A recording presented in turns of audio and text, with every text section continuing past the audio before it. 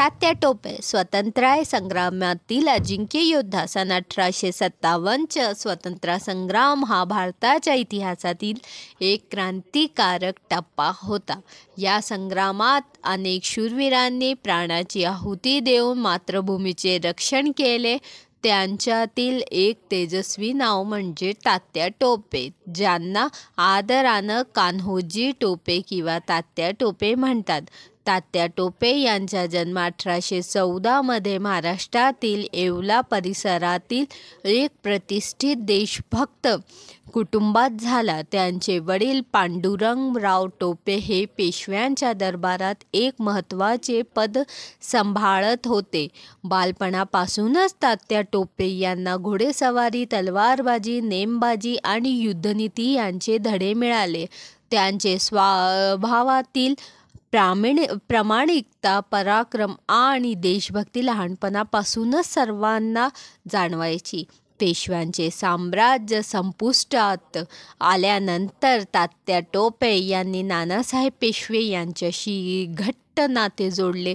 नानासाहेबांच्या स्वातंत्र्य लढायांच्या विचारांनी ते प्रभावित झाले आणि मातृभूमीच्या स्वातंत्र्यासाठी आपले जीवन अर्पण करण्याची शपथ घेतली. 1857 ब्रिटिशांविरुद्ध उठाव सुरू झाल्यावर तात्या टोपे हे नानासाहेबांचे प्रमुख सेनापती झाले. त्यांनी ग्वाल्हेर, कानपूर, झाशी, कालपी या भागात ब्रिटिश सैन्याला जबरदस्त धक्का दिला. राणी लक्ष्मीबाईंसह त्यांनी संयुक्त लढाई केली आणि अनेक मोहिमा यशस्वी केल्या. त्यांच्या गोरिला तंत्रामुळे ब्रिटिशांना मोठ्या प्रमाणावर हानी झाली.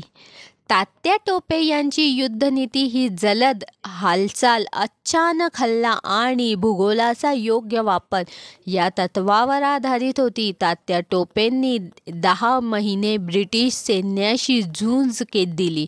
ते एक ठिकाणी थांबत नसत. जंगल, डोंगर, नद्या पार करून ते सैनिकांना नेईत आणि प्रत्येक वेळी शत्रूला चकवत. पण एका स्थानिक प्रमुखाच्या विश्वासघातामुळे त्यांना पकडण्यात आलं.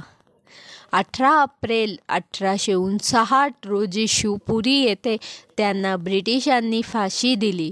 शेवटच्या क्षणापर्यंत त्यांनी निर्भयपणे भारत माता की जय असा घोष केला. तात्या टोपे हे केवळ एक सेनापती नव्हते, तर अविचल देशभक्तीचे प्रतीक होते. त्यांच्या शौर्यामुळे 1857चा उठाव भारतीय जनतेच्या मनात पहिला स्वतंत्रता संग्राम म्हणून जिवंत राहिला. आजही त्यांचे नाव घेताना अभिमानाने तात्या टोपे म्हणतात, कारण त्यांनी जीवनाच्या प्रत्येक श्वासात मातृभूमीचा सन्मान जपला. जय श्री स्वामी समर्थ. व्हिडिओ आवडल्यास तर व्हिडिओला लाईक करा, चॅनलला सबस्क्राईब करा आणि शेअर करा. धन्यवाद.